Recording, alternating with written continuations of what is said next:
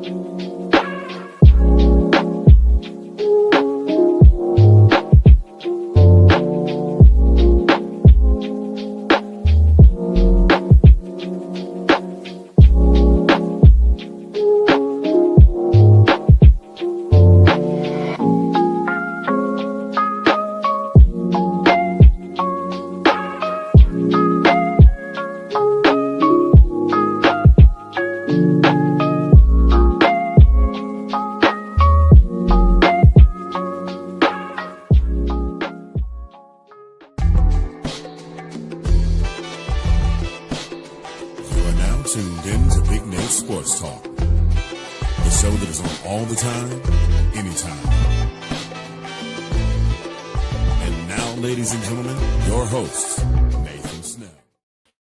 And thank you, Mr. Anthony Handy, for that wonderful introduction. As always, good evening, ladies and gentlemen. This is episode 464 of the podcast. We are recapping week one of the Washington Commanders' victory against the New York G-Men. Before we get into that, there's a few things I want to say up front. The WNBA regular season is ending Thursday. Friday or Saturday at the latest, more than likely Friday, we'll have a WNBA playoff preview. Stay tuned in for that. Maryland football is playing Saturday against Towson. That's the final non-conference game before they get into Big Ten play. After that, Ravens week 2, Commanders week 2, you'll see recaps or previews for that as well. You'll probably see a preview Saturday at the latest. I'll see how everything will go for that. But I will talk about that. I will actually have a WNBA. I initially wanted to wait until Thursday, which is tomorrow. I was recording this video to finish off my final WNBA power rankings because the season is over. So we got one more regular season rankings, and that's it. Please continue to like, comment, and subscribe for our future content on the podcast. It is greatly appreciated. But let's just get into it.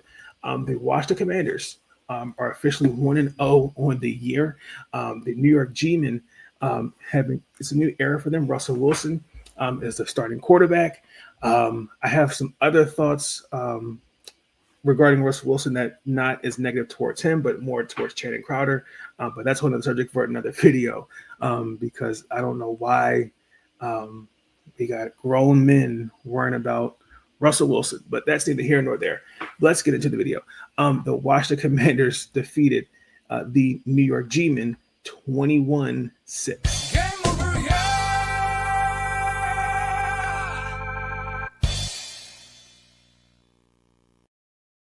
And keep in mind that this roster from last year is still pretty much the same. However, there are some differences. I still think from a backfield standpoint, I think the trade of Brian Robinson Jr., I'm still going to see how that looks as the season progresses. Debo, I'm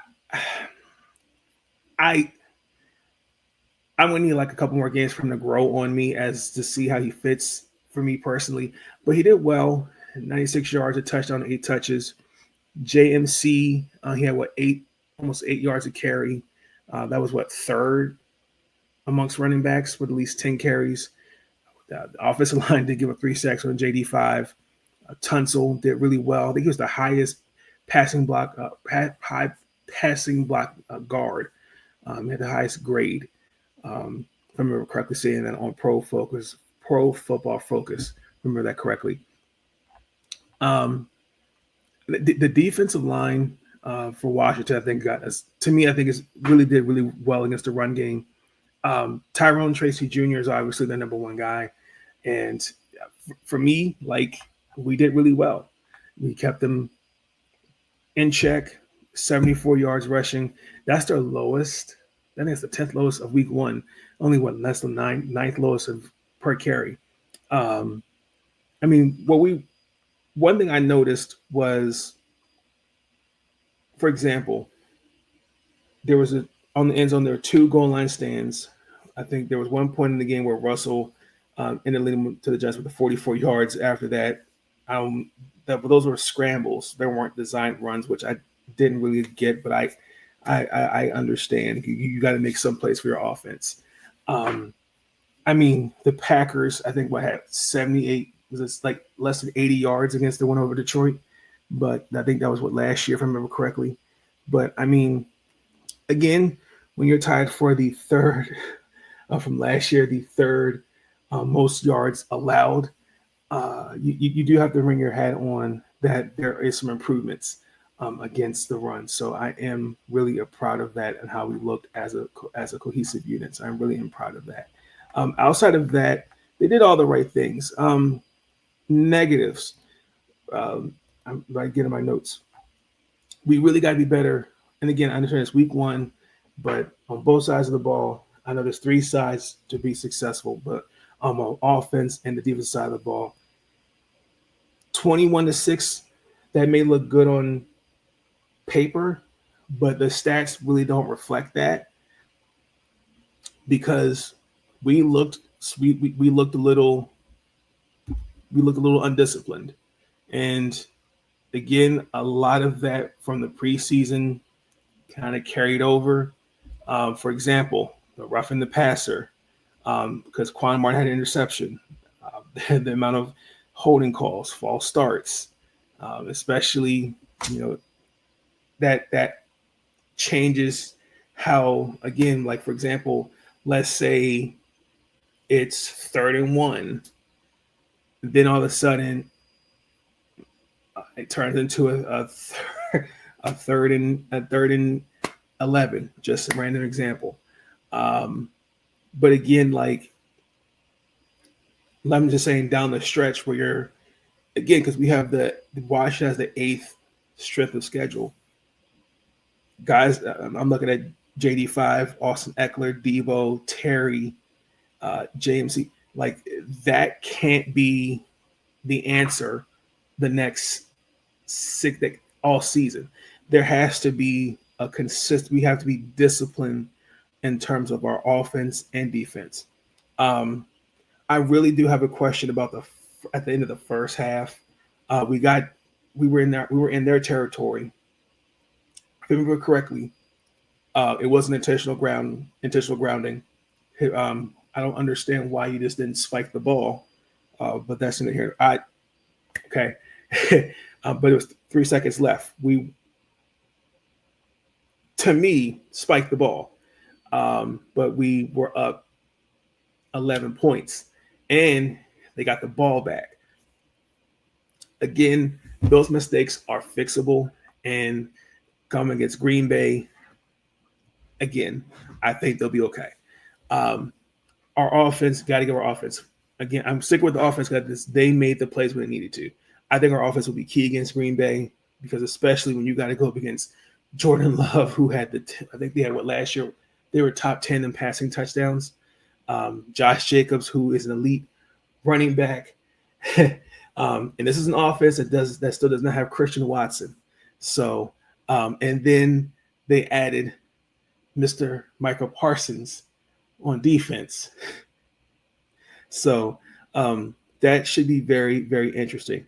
I'm actually picking the Green Bay Packers from the NFC North this year. So it should be really, really interesting to see how they look this upcoming Thursday against the Cheeseheads. But other than that, man, I think it was a great win. Other notes here. JMC, really got to give him a shout out. My notes here. Again, from his journey, Alabama State, New Mexico to Arizona, really did well. 82 yards, touchdown, 10 carries.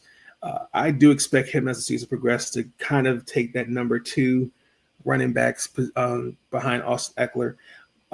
McNichols and Rodriguez, they really got some touches in there. And again, let's see how it looks. For this with JD5, I believe for him, I think he finished with for the, I think the sixth time with 200 yards plus, 60 yards rushing. So gotta give him his flowers on that. We didn't allow a touchdown, so that give your flowers for the defense on that one. Just allowing 6 points, holding Russell Wilson 168 yards, sacked him twice. Devin Singletary 109 yards. I mean, again, the leading rusher was Russ. Bobby Wagner had led the team in tackles. That's not bad. But anywho, if I remember seeing that correctly. But I mean, other than that, it was overall, it was a good win. I really, really feel bad though for the Giants. If we just fix the inconsistency, the defense made plays when it needed to. But for the Giants, listen, Abdul Carter, I believe it will be a defensive player of the year in this league soon. He didn't have half a sack. He had one QB hit. The young man's got promise. He really, really, the Giants have themselves a player, no doubt about that. Let's get that out the way. Let's just address the elephant in the room.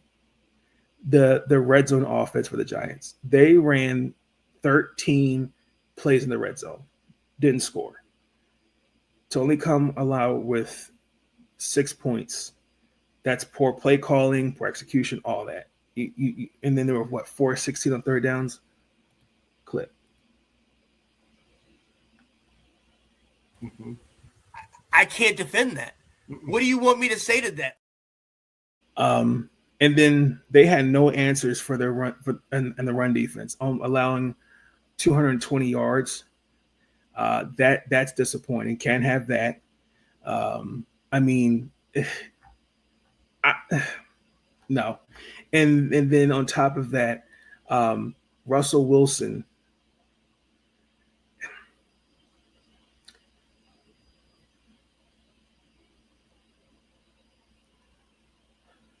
I'm trying to say this nicely.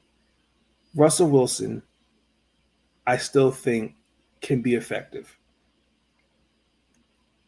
But outside of the run game, yes, he could still do things. I mean, he showed it last year, okay, with Pittsburgh. But again, those 44 yards were not by design. Again, I mean, he's shown it in Seattle, even in Denver. But I mean, he still can show when it's needed. The offensive line for the Giants, Andrew Thomas was out due to injury, and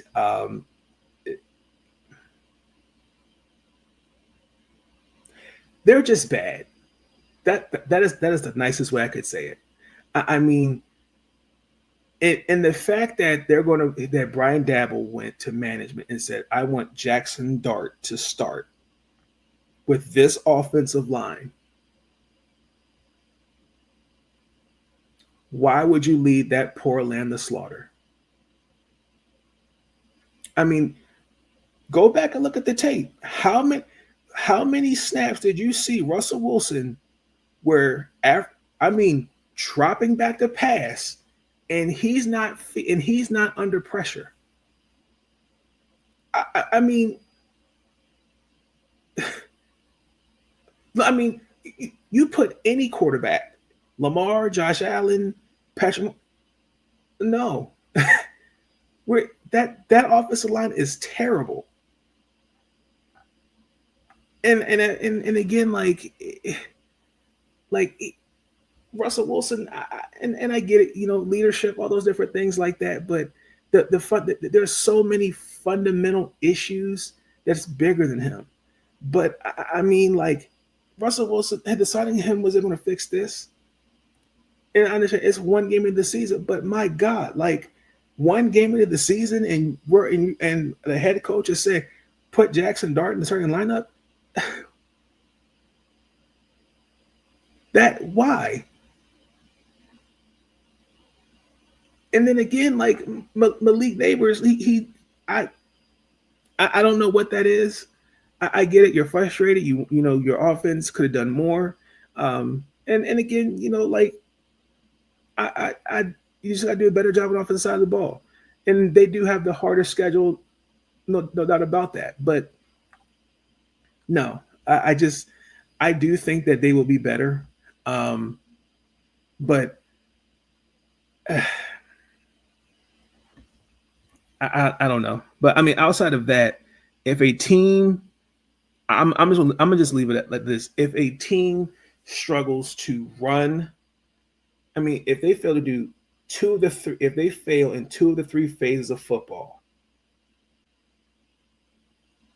and the biggest thing you could take away in the press conference, and you go back and look at it, I mean, 6 points, 2 field goals.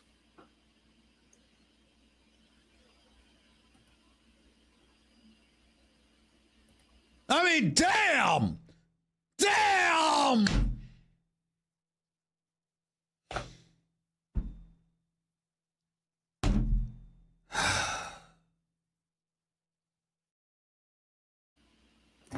I mean, it is what it is, but they play the Dallas Cowboys next week, and I feel bad for Russ. I do, because I mean, and then Jackson Dart too, because no, that's not going to work. And hey, look, Jackson could go out there and throw for 350 yards for all I know. I don't know, but no, him going to not commit to Russ when you have a offensive line that's without you didn't have your best offensive lineman, and even in his absence, they're not good. Your running game non-existent. Your star player was for the most part kept in check. Your star wide receiver. Bottom line is you got checked, and your quarterback gets scapegoated. AJ, let's get a commercial break in. Ladies and gentlemen, we'll be right back.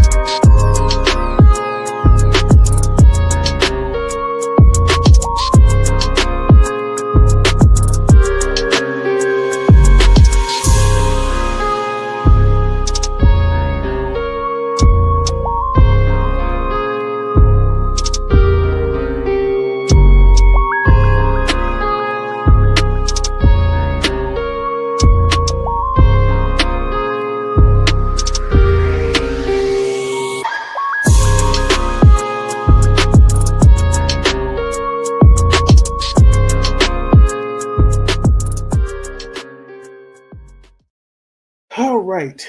This Thursday, we're playing the Cheeseheads, the Green Bay Packers. And really, for me, my keys for a successful win against these Packers, because we are going to Lambeau Field. I think, listen, it's Micah Parsons. I'm a little bit more worried about, but I think we'll be fine.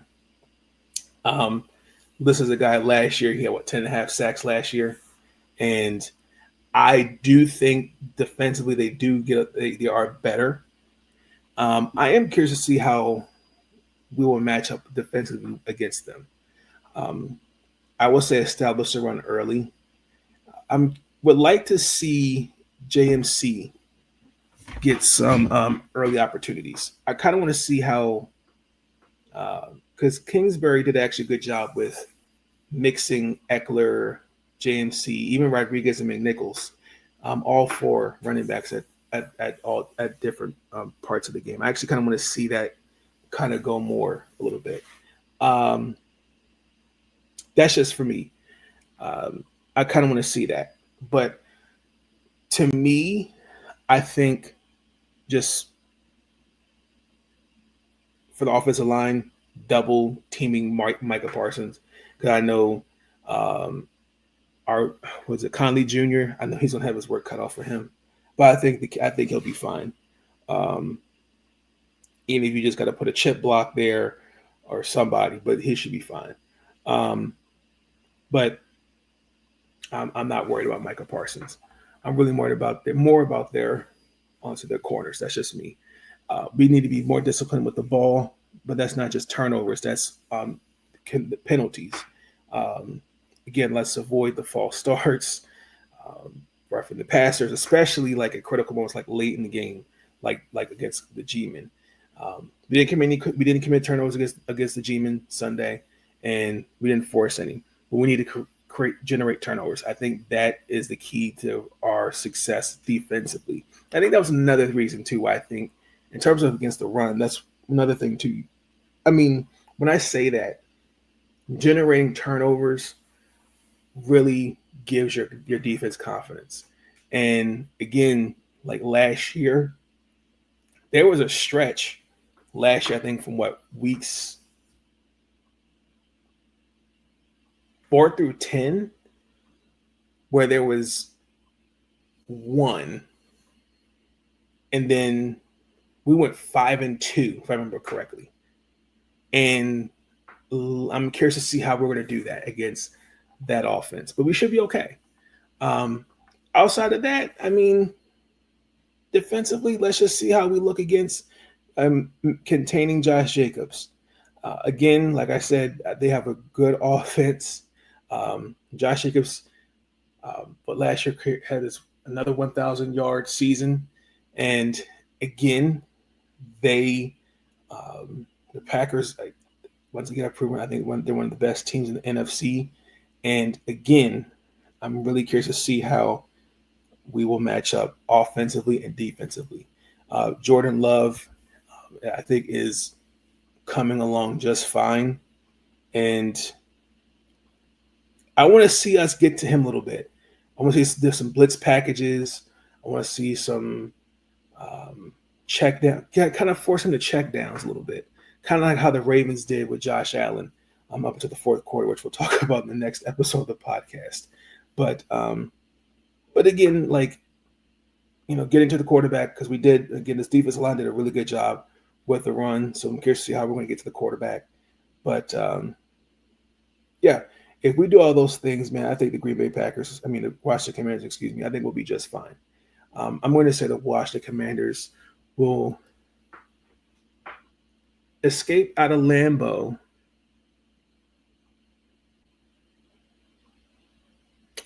28-21.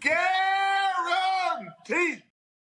I think it should be a good game. I'm not overly too worried. If they just, again, all three phases of the football, stay disciplined with not committing any stupid penalties, and then also to generating turnovers, they'll be fine. They will be fine. Do I have one final thought? No one final thought for this episode, ladies and gentlemen, other than thank you for tuning into this episode of Big Name Sports Talk Podcast. Be tuned in for future episodes. Please like, comment, and subscribe for our future content. Again, thank you so much, and we're out of here. Peace. Stay up. Thank you for tuning in to Big Nate Sports Talk. If you enjoyed that episode, be sure to like, subscribe, and share Big Nate Sports Talk. It's on all the time, anytime. And I want to thank you. All I want to do is say thank you.